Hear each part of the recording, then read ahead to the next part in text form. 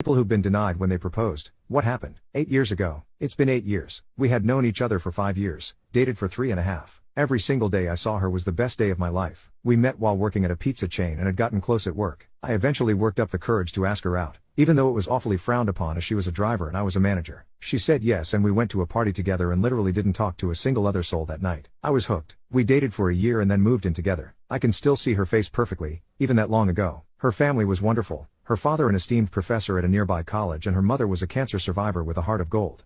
Everything just seemed to fit, and I knew that I wanted to be with her forever. After dating for 3 years, I finally popped the question. I had set up a normal night in, ordered a pizza and had a nice little night in. We had a cat, Triumph, a nice little apartment, and the whole shebang. I had tied a little pillow with the ring on to try and sat her in the other room while my lady was in the bathroom. When she got back, I called for the cat and she came in, pillow and all on her back. I proposed and she burst into tears, saying she was sorry and ran out of the apartment. I tried desperately to reach her, through family, friends, any way imaginable. I finally heard back from her sister after 3 days. Her entire family knew and I was apparently the only person out of the loop. She was diagnosed with a very aggressive terminal brain cancer, just 3 days prior to me proposing. I was gutted, for so many reasons, but I could understand why she didn't tell me. After I had proposed, she told her sister that she had decided not to put me through that, but I didn't care. I would have stayed with her to the end of the earth. I tried night and day to contact her to no avail. She unalived just 5 weeks after I had proposed. I have never felt more lost and alone than I did at her funeral. Her family were very comforting but I began to hate myself, thinking that it was something that I had done to scare her away, making her believe that I would leave her if she told me when it couldn't have been further from the truth.